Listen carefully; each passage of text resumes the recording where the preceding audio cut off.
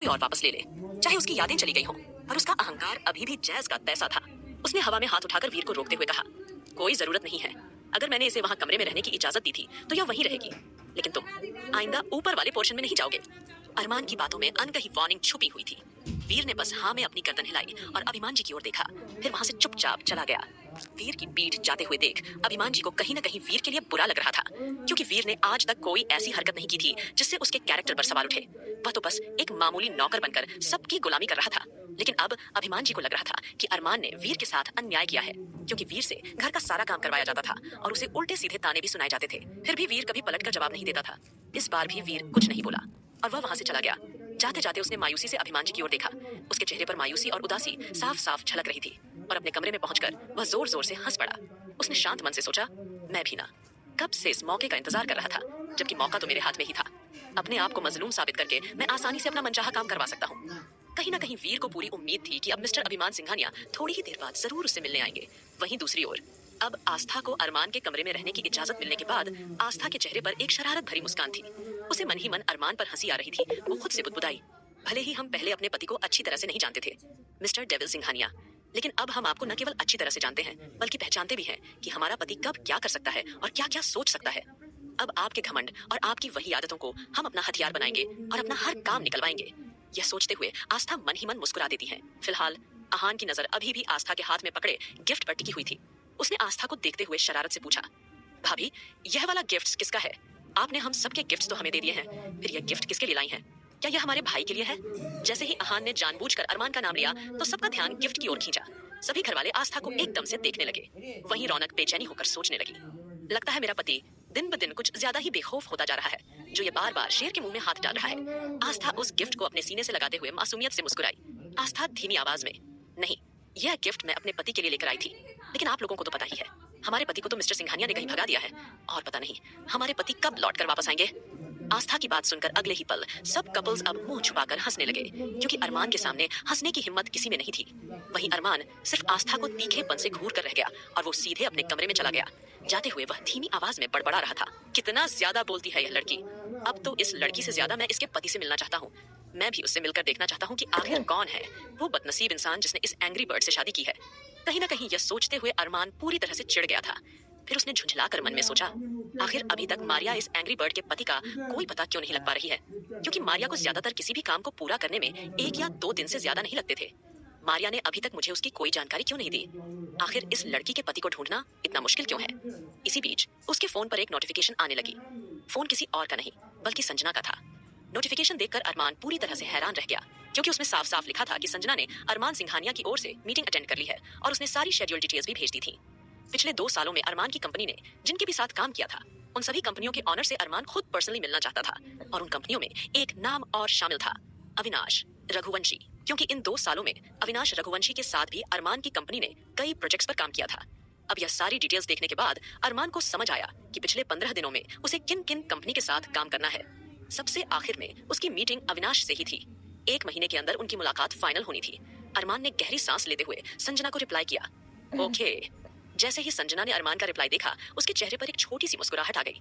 उसे लगा जैसे उसे बहुत बड़ी कामयाबी मिल गई हो, क्योंकि अरमान सिंघानिया का एक ओके भी उसके लिए बहुत मायने रखता था। वह तुरंत अपने काम में जुट गई। वहीं दूसरी ओर अरमान के वहां से जाने के बाद आस्था ने सभी घर वालों को बारी बारी से हंसकर देखा। सब लोग आस्था के लाए हुए गिफ्ट देखकर बहुत खुश थे। राधिका बहुत खुश होकर आस्था को गले लगाते हुए बोली, तुम जानती हो आस्था, बचपन से मुझे सिर्फ और सिर्फ झुमके पहनने का ही शौक था। तुम मेरे लिए इतने प्यारे झुमके लेकर आई हो, मुझे सच में ये झुमके बहुत अच्छे लगे। राधिका को खुश देखकर आस्था एकदम से हंस देती है। अचानक उसने दादाजी की ओर देखा। दादाजी उस वक्त काफी उदास से लग रहे थे। खासकर राखी वाले दिन जब अरमान ने उन्हें बहुत ज्यादा डरा दिया था, तब से दादाजी का मूड बदला बदला सा लग रहा था। आस्था को भी दादाजी से अकेले बात करने का मौका नहीं मिला था। दादाजी को मायूस देखकर आस्था उनके पास चली आई और न समझी में बोली, दादाजी क्या बात है, आप इतने उदास क्यों हैं? क्या कोई बात है जो आपको परेशान कर रही है? बताइए ना।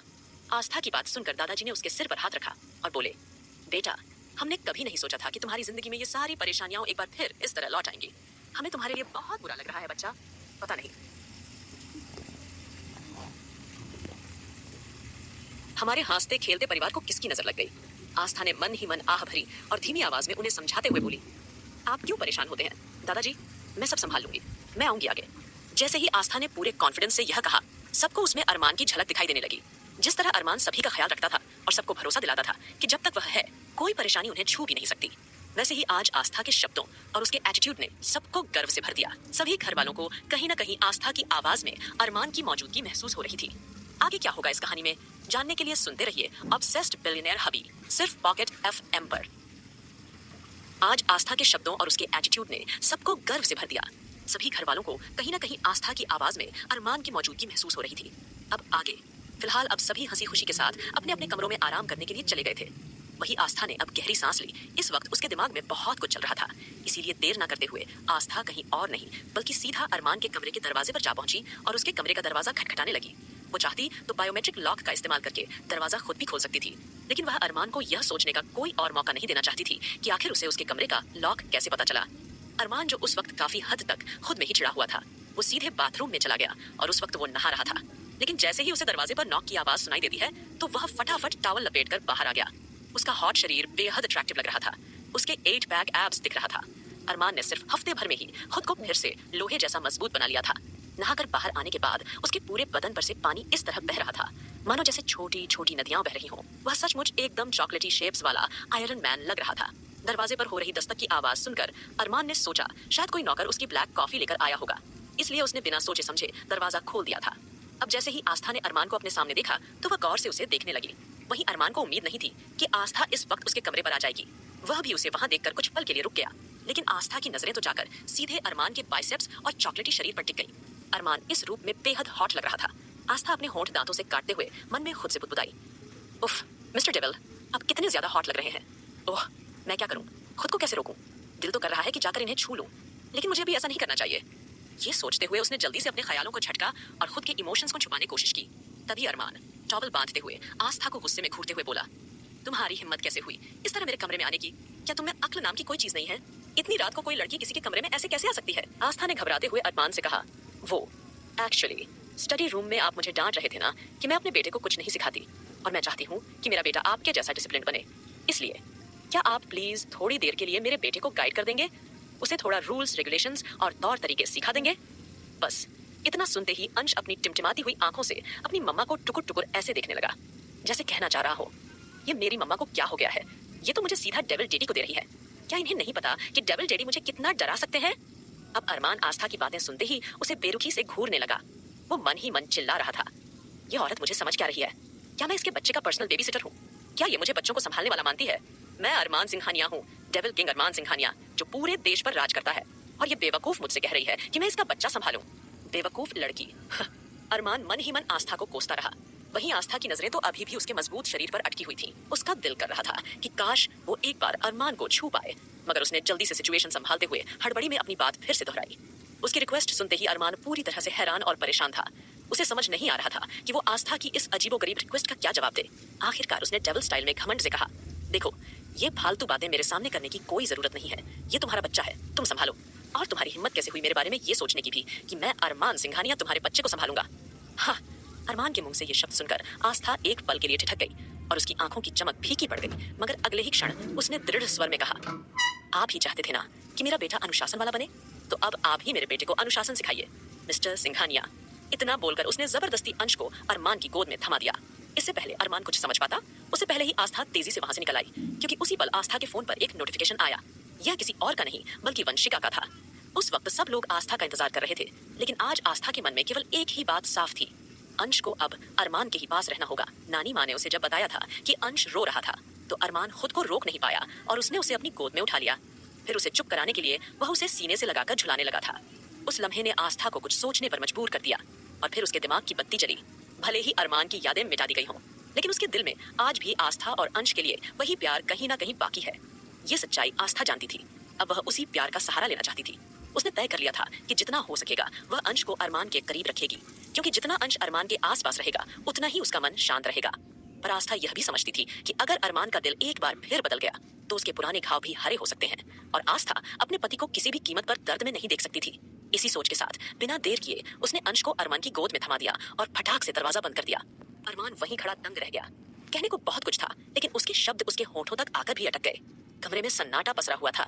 दरवाजा बंद हो चुका था और आस्था जा चुकी थी। अरमान सिंघानिया, जिसके गुस्से से दुनिया कांपती थी, वो अपनी गोद में बैठे छोटे से अंश को घूर रहा था। तब अरमान ने सबसे पहले अपनी एक शर्ट डाली और एक कैजुअल कपड़े पहने और एक बार फिर अंश को मोड़कर देखने लगा। अंश, जो कि अब छोटे छोटे अपने घुटनों के बल थोड़ा बहुत चलने लगा था, वह चलकर अरमान के करीब जैसे तैसे आ गया और उसके करीब आकर उसे गोद में लेने की जिद करने लगा। अंश को ऐसे देखकर अरमान ने अपने माथे पर हाथ मार लिया। ना चाहते हुए भी वह झुका और उसने अंश को गोद में ले लिया। उसके माथे की नसें उभर आई थी। इस लड़की, इतनी हिम्मत कि मुझसे बिना पूछे ये मेरी गोद में बच्चा डालकर चली गई। अरमान ने जबड़े भींच लिए। वो ऐसा कैसे कर सकती है? वो मामूली सी लड़की, क्या ये भूल गई कि मैं कौन हूँ? डेविल किंग, अरमान सिंघानिया। फिर उसने अंश की ओर देखा और उसे उलझी हुई आवाज में कहा, मुझे बच्चों को संभालना नहीं आता। वही अंश अपनी डबडबाई आंखों से अपने पिता को देख रहा था। उसकी छोटी छोटी उंगलियां अरमान की शर्ट पकड़ चुकी थीं और वो अपनी मासूम सी हंसी के साथ अरमान के चेहरे को देखता रहा, जैसे वह समझने की कोशिश कर रहा हो कि उसके डेविल डैडी उससे इतना नाराज क्यों है। अरमान ने परेशान होकर अंश को खुद से दूर करने की कोशिश की, लेकिन अंश उसकी पकड़ छोड़ने को तैयार ही नहीं था। छोड़ो मुझे, तुम सुन नहीं रहे, मैं तुम्हारा कुछ नहीं लगता। जितना वह उसे अलग करना चाहता, उतना ही अंश उसकी छाती से चिपकता जा रहा था। उस पल अरमान को एहसास हुआ, वह बच्चा तो उसे अपना घर मान चुका है। अरमान ने फिर गहरी सांस ली, क्योंकि अंश के करीब होने पर उसे कुछ अलग ही लेवल का सुकून का एहसास हो रहा था। नहीं, मैं नहीं टूटूंगा, नहीं। ये सब उस इरिटेटिंग लड़की की चाल है। उसने मुझे कमजोर करने के लिए ये चाल चली है। लेकिन उसके दिल के किसी कोने में अंश की मासूम निगाहें उसके गुस्से पर भारी पड़ रही थीं। वहीं दूसरी ओर आस्था के कदम तेज हो चुके थे। उसके दिल की धड़कनें मानो जैसे उसके कानों में गूंज रही थीं। वह जानती थी कि अब और देर हुई तो खतरा और भी ज्यादा बढ़ सकता है। प्रोफेसर ने उसे जो सच बताया था, उस वायरस की सच्चाई और उसके पीछे छिपा राजवीर का खतरनाक खेल, वह अब हर हाल में सब घर वालों के सामने लाना जरूरी था। वह धीरे धीरे तहखाने की ओर बढ़ी। चारों ओर गहरी खामोशी पसरी हुई थी, सिर्फ उसके कदमों की आहट सुनाई दे रही थी। फिलहाल जल्दी ही देर न करते हुए आस्था ने तहखाने में कदम रख दिया था। उसने देखा कि वहां पहले से ही सब लोग उसका इंतजार कर रहे थे। राधिका, रौनक और रश्मि को इस बात की कोई जानकारी नहीं थी। वह भी वहीं उसका बेसब्री से इंतजार कर रहे थे। सभी घर वाले वंशिका को सवालिया नजरों से देख रहे थे। वहीं ध्रुव तो वंशिका को अपनी लाल आंखों से घूरते हुए कह रहा था, तुम्हारा बहुत ज्यादा हो रहा है। अगर तुम्हें वाकई कुछ पता चल गया है तो तुम हम सबसे शेयर भी कर सकती हो। आस्था भाभी तब तक आ जाएंगी, बाकी बची हुई बातें भाभी बता देंगी।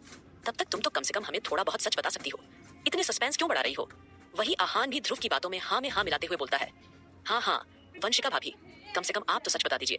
हमसे ये सस्पेंस बर्दाश्त नहीं हो रहा है। जिस तरह से आप दोनों ने उस वक्त हमारी कोई कॉल नहीं उठाई, तो मजबूरी में हमें मारिया दीदी को आप दोनों के पास भेजना पड़ा। इसलिए प्लीज, वहाँ क्या हुआ, कुछ तो बताइए। आप लोगों को उस वायरस के बारे में क्या पता चला है और उस वायरस का एंटीडोट बनेगा है या नहीं? कहीं ना कहीं सभी घर वालों के दिमाग में सवालों का तूफान उमड़ रहा था। तभी वंशिका ने उन सबको निराशा से देखकर हिचकिचाते हुए कहा, मैं जानती हूँ कि आप लोगों के दिल और दिमाग में काफी सारे सवाल चल रहे होंगे, लेकिन इसका जवाब आपको सिर्फ आस्था ही देंगी। वंशिका का यह जवाब सुनकर कोई उससे कुछ और पूछता, उससे पहले ही वो सब तुरंत खामोश गए, क्योंकि उनके कानों में आस्था के कदमों की आने की आहट सुनाई देने लगती है। तभी आस्था वहां आई। उसने वंशिका की ओर एक नजर देख के सिर हिला दिया और फिर जल्दी से बाकी सबकी ओर देखते हुए आस्था ने सीरियस आवाज में बताना शुरू किया, आप जानते हैं हम लोगों से बहुत बड़ी गलती हुई है, क्योंकि हमारा यह दुश्मन कोई नया दुश्मन नहीं बल्कि पुराना दुश्मन ही है। अब आस्था के मुंह से यह शब्द सुनकर सभी लोग एक दूसरे की शक्ल ना समझी में देखने लगते हैं। वही आस्था ने अपने मन में सोचा, अब किसी से भी कुछ भी छुपाना बेकार है, क्योंकि सभी के सामने राजवीर का असली चेहरा पहले भी आ चुका था और सभी घरवाले उसे अच्छे से जानते भी थे। अब आकाश ने अपने माथे पर हाथ रखा। कुछ सोचते हुए उसने आस्था को देख के गंभीर आवाज में पूछा, तुम कहना क्या चाहती हो आस्था? जो भी कहना है प्लीज साफ साफ कहो। तब अचानक आस्था की आंखें गुस्से से सुलग गई और उसका गला कड़वाहट से भर गया। उसने गंभीर आवाज में सबको बताया, अरमान जी को वह वायरस किसी और ने नहीं बल्कि राजवीर जिंदल ने दिया है। आगे क्या होगा इस कहानी में जानने के लिए सुनते रहिए ऑब्सेस्ड बिलियनेयर हबी, सिर्फ पॉकेट एफएम पर। तब अचानक आस्था की आंखें गुस्से से सुलग गईं और उसका गला कड़वाहट से भर गया। उसने गंभीर आवाज में सबको बताया, अरमान जी को वह वायरस किसी और ने नहीं बल्कि राजवीर जिंदल ने दिया है। अब आगे। अब जैसे ही आस्था ने पूरी नफरत के साथ राजवीर का नाम लिया, आस्था के मुंह से नाम सुनकर सबकी जान हलक में आ गई। एक पल में उन सबके होश उड़ गए। वो सभी सुनने रह गए और उन सबके दिलों में अविश्वास की लहर दौड़ पड़ी। वही ध्रुव और आहान की तो टांगे तो राजवीर का नाम सुनकर ही कंप पाने लगी थी, क्योंकि राजवीर कितना ज्यादा खतरनाक इंसान था वह लोग अच्छी तरह से जानते हैं। उन्होंने सपने में भी नहीं सोचा था कि इस वायरस के पीछे राजवीर का हाथ होगा। सब लोग पूरी तरह से सकते में आ गए थे। किसी को कुछ समझ नहीं आया कि वह एक दूसरे को क्या जवाब दे। वही आहान घबराकर अटकती हुई आवाज में आस्था से पूछता है, भाभी आप ये क्या कह रही हैं? वह इतना खतरनाक इंसान, वह साइको राजवीर, वह जिंदा कैसे बच सकता है? उसे तो अविनाश भैया और अबीर सिंह राठौर ने खुद मौत के घाट उतारा था। उसका सवाल सुनते ही आस्था ने आहान को आगे बोलने से रोक दिया और हवा में अपना हाथ बढ़ाकर आहान से पूछा, क्या आप में से किसी ने उसे मरते हुए देखा था? उस वक्त अरमान जी ने उसे उसकी बीवी की लाश के साथ जलाने का ऑर्डर दिया था, लेकिन किसी ने भी उस वक्त वहां जाकर यह देखना जरूरी नहीं समझा कि वह मरा है या नहीं। वो उस वक्त मरा नहीं था। वैसे भी 100 कमीने मरे होंगे तब जाकर वह पैदा हुआ होगा। हम ये बात अच्छी तरह से जानते हैं कि हमारे पति को वो खतरनाक वायरस राजवीर ने ही दिया है और उस वायरस का एंटीडोट बनाना शायद नामुमकिन हो। लेकिन प्रोफेसर साहब ने हमें राजवीर की फितरत के बारे में अच्छी तरह से समझाया है कि अगर उसने ऐसा कोई वायरस बनाया है तो उसने उसका एंटीडोट भी बनाया होगा। तो हमारा लक्ष्य साफ है। अगर हमें मिस्टर सिंघानिया को ठीक करना है तो हमें राजवीर के ठिकाने का पता खोजना होगा और उसके घर से, उसके नाक के नीचे से एंटीडोट को लेकर आना होगा। अब जैसे ही आस्था ने यह सुझाव दिया तो ये सुनकर सभी के चेहरे पर हवाइयां उड़ने लगी। उन सबका दिल डर और आश्चर्य से भर गया। वही रौनक, राधिका और रश्मि तीनों ही राजवीर के बारे में जानकर काफी हद तक घबरा गई थी। उन तीनों का चेहरा डर से सफेद पड़ गया था। उन्होंने डरते हुए राजवीर के बारे में सोचा, क्योंकि उन सबने राजवीर का वह खतरनाक रूप शादी में देखा था। और जब उन्हें यह पता चला कि राजवीर कितनी बेरहमी से लोगों की जान लिया करता था और स्पेशली वह अपनी पत्नी को किस तरह से ट्रीट किया करता था, यह सारी बातें याद आते ही वो सब घबराने लगी थी। वही रौनक थोड़ा ज्यादा पैनिक करने लगी थी, जिसे आस्था ने तुरंत संभाल लिया। आस्था उसके पास गई, उसका हाथ थाम कर बोली, शांत हो जाओ रौनक, शांत हो जाओ। मैं जानती हूँ कि यह सिचुएशन सभी के लिए बहुत बड़ी है और हम ये बात भूलकर भी दादाजी, नानी माँ और बाकी सबको नहीं बता सकते हैं। अब हमें इस सिचुएशन से खुद ही निपटना होगा। राजवीर ने बहुत सोच समझ कर ये चाल चली है। अब हमें उसकी चाल को पूरी तरह से नाकामयाब करना होगा। कहीं ना कहीं आस्था की आवाज में राजवीर के लिए नफरत साफ साफ झलक रही थी। वही ध्रुव जल्द ही वंशिका के पास चला आया और वो उसका हाथ थामकर खड़ा हो गया, क्योंकि वह अच्छी तरह से समझ रहा था कि इस वक्त उसकी बीवी के दिल पर क्या बीत रही होगी, क्योंकि एक बार फिर वंशिका का अतीत उसकी आंखों के सामने आकर खड़ा हो गया था। सभी के दिमाग में एक बाद एक सवाल आने लगे, लेकिन फिलहाल रश्मि ने आगे बढ़कर आस्था को गले से लगाकर कहा, आस्था, पता नहीं भगवान जी अब हमारे कितने इम्तिहान लेंगे, लेकिन एक बात तो मुझे साफ साफ समझ में आ चुकी है कि यह साजिश हमारे परिवार को इनडायरेक्टली टारगेट करने के लिए रची गई है। किसी ने जानबूझकर तुम्हारे पति के दिलों और दिमाग से तुम्हारी यादें मिटाई हैं ताकि तुम पूरी तरह से कमजोर हो जाओ। इसीलिए उसने अरमान को एक बार फिर से हार्टलेस बना दिया है। अब देखना यह है कि अरमान का रूखापन तुम कब तक बर्दाश्त कर सकती हो, और शायद तुम्हारे सबसे बड़े दुश्मन ने जानबूझकर यह चाल चली है। और सबसे बड़ी बात तो यह है आस्था कि इस बार तुम्हें न केवल उस साइको राजवीर से लड़ना है, बल्कि इस बार तुम्हें खुद अपने पति से भी लड़ना है, क्योंकि तुम्हारा पति किस कदर राजवीर का दीवाना है यह बात किसी से छुपी नहीं रही है। अब जैसे ही रश्मि ने सच्चाई से अवगत कराया तो सभी लोग ये सोचकर चिंतित हो गए थे। तभी सुमित आगे बढ़ा, फिर आस्था और रश्मि को देखकर बोला, फिलहाल अभी हम लोगों को यहाँ से चलना चाहिए, क्योंकि अगर अरमान को जरा सी भी भनक लग गई तो वह किसी भी पल यहाँ आ धमकेगा। और फिर अगर उसने हम सबको एक साथ इस तरह से तहखाने में देख लिया तो उसके सवालों के जवाब देना काफी ज्यादा मुश्किल हो जाएगा। आस्था सुमित की वार्निंग सुनकर एक पल के लिए अपनी आंखें बंद कर लेती है और फिर एकदम कॉन्फिडेंटली बोली, आप फिक्र मत कीजिए सुमित भैया, मैं उन्हें उलझा कर आई हूँ। आस्था की बात सुनकर सबके चेहरे के हाव भाव एकदम से कंफ्यूज्ड हो गए और सब एक दूसरे को कंधे उचकाते हुए ना समझी में देखने लगे। तभी आहान ने कंफ्यूज होकर पूछा, भाभी आप अरमान भाई कहाँ उलझा कर आई है, कैसे मतलब? तब आस्था इस बात का जवाब देते हुए बोली, मैं अंश को उन्हें देकर आई हूँ। आहान और ध्रुव आस्था की ये बात सुनते ही पूरी तरह से सोच में पड़ गए और उनकी आंखें अविश्वास से फैल गई। वे चलते हुए आस्था के सामने आकर खड़े हो गए और चिंतित होकर बोले, यह आप क्या कह रही हैं? आप अंश को अरमान भाई को देकर आई हैं? भला ऐसा कैसे हो सकता है? अरमान भाई और बच्चों का तो दूर दूर तक कोई लेना देना नहीं है, क्योंकि हमारे भाई पुराने वाले अरमान भाई नहीं हैं, वह अब बदल चुके हैं। उनकी आवाज में फिक्र महसूस करते ही आस्था उन्हें शांत कराते हुए तिरछा सा मुस्कुराकर बोली, मैं जानती हूँ, लेकिन जब नानी माँ ने मुझे बताया कि आज अंश के रोने की वजह से अरमान जी को फर्क पड़ रहा था, तब मैंने इस बात का फायदा उठाया है और कुछ ना कुछ बहाना बनाकर अंश को उन्हीं के पास सौंप दिया। और मुझे पूरी उम्मीद है वह भले ही हम सब लिए कितने ही ज्यादा कठोर क्यों न बन जाए, लेकिन वो अंश के लिए सख्त नहीं होंगे। फिलहाल हमें एक और बात आप सबको बतानी है, और वैसे भी 3 दिन बाद जन्माष्टमी महोत्सव है, तो हम सबको मिलकर उसकी भी तैयारी करनी होगी। सभी लड़कियां ये सुनकर अगले ही पल एक्साइटेड हो गई और सभी का चेहरा खुशी से चमक उठा और वो एक दूसरे को एक्साइटेड होकर देखने लगी। फिलहाल वे सभी लड़कियां पहले से प्लान कर चुकी थी कि इस बार जन्माष्टमी का त्योहार सब मिलकर रघुवंशी मैंशन में ही मनाएंगे, क्योंकि यहाँ सिंघानिया मैंशन में इस तरह से अरमान के सामने कोई भी त्योहार मनाना इम्पॉसिबल था। जिस तरह से रक्षाबंधन वाले दिन ड्रामा हुआ था, वैसा ड्रामा वे लोग फिर से फेस नहीं करना चाहती थी। तो इसीलिए उन्होंने सोचा कि अब जन्माष्टमी का त्योहार सीधी तरीके से रघुवंशी मैंशन में ही सेलिब्रेट किया जाएगा। तो इसी सोच के साथ सभी लड़कियां एक दूसरे की ओर खुश होकर देखने लगी। वही रौनक बेपरवाही से बोली, अम्मा अच्छा ही है, कम से कम मेरे बच्चे को एक अच्छा सा एनवायरनमेंट तो मिलेगा, क्योंकि जब से अरमान की यादें गई थी वहाँ का माहौल काफी ज्यादा इमोशनल और इरिटेटिंग हो चुका था, और किसी भी लड़की को या किसी को भी इस तरह के सख्त माहौल में रहने की आदत नहीं थी। वह लोग अपना हर एक दिन बहुत ही अच्छी तरीके से और आजादी से जिया करते थे, लेकिन अब तो जैसे वहाँ सब कुछ ठहर सा गया था। फिलहाल जल्दी ही सावधानी के साथ सभी तहखाने से वापस अपने अपने कमरे जाने लगते हैं, और उन सबका लास्ट डिसीजन यही था कि सबसे पहले वे राजवीर के ठिकाने का पता लगाएंगे, फिर ये कोशिश करेंगे कि उसके ठिकाने से एंटीडोट कैसे चुराई जाए, क्योंकि अगर राजवीर ने अरमान को वायरस दिया है तो वह खुलकर भी सामने जरूर आएगा, और आस्था को बस उसके चालाक कदमों का इंतजार था। फिलहाल अब सब लोग जैसे तैसे अपने अपने कमरों में चोरी चुपके जाने लगे। तभी आहान ने तुरंत आगे बढ़कर रौनक को थाम लिया और हल्की नाराजगी से बोला, मैं भी चल रहा हूँ तुम्हारे साथ, इतनी तेजी क्यों चल रही हो? हाँ। तब रौनक ने घबराई आवाज में जवाब दिया, लेकिन हमें आगे पीछे जाना चाहिए, अगर अरमान भाई ने हमें एक साथ देख लिया तो बात का बतंगड़ बन जाएगा। उसकी आवाज में चिंता सुनकर आहान हल्के से मुस्कुराया और रौनक से बोला, तुम उनकी फिक्र मत करो, वैसे भी वह मेरे भाई हैं और मैं अच्छे से जानता हूँ कि उन्हें किस तरह से कवर अप करना है, तो तुम ज्यादा परेशान मत हो, मैं तुम्हारे साथ चलूंगा। इतना बोलकर वह जल्दी ही रौनक का हाथ थामकर उसे संभालते हुए अपने कमरे में ले जाने लगा। वही आस्था सब लोगों को सच बताने के बाद अब सीधा अरमान के कमरे के बाहर आ पहुंची और लंबी लंबी गहरी सांसें लेने लगी थी। फिर वो सोचने लगी कि वह अरमान के कमरे जाए या नहीं। भले ही आस्था अरमान के बराबर वाले कमरे में शिफ्ट हो चुकी थी, लेकिन वह अंश के बिना तो नहीं सो सकती थी। फिलहाल उसने जल्दी ही अरमान के रूम का दरवाजा खटखटा दिया, लेकिन जब अरमान ने दरवाजा नहीं खोला तो आस्था थोड़ी परेशान हो गई। उसने जैसे दरवाजे पर हल्का धक्का दिया तो दरवाजा खुद ब खुद खुल गया। कमरे में अंधेरा पसरा हुआ था। अब कमरे में यहाँ वहां झांक कर आस्था को कुछ अजीब सी बेचैनी महसूस होने लगी। अचानक उसके माथे पर पसीने की बूंदें झलक आईं। उसे लगा जैसे कि कहीं आहान की बात सच न हो गई हो। फिलहाल उसने कांपती हुई आवाज में अरमान को पुकारा, मिस्टर सिंघानिया, आप कहाँ हैं और कमरे में इतना अंधेरा क्यों है?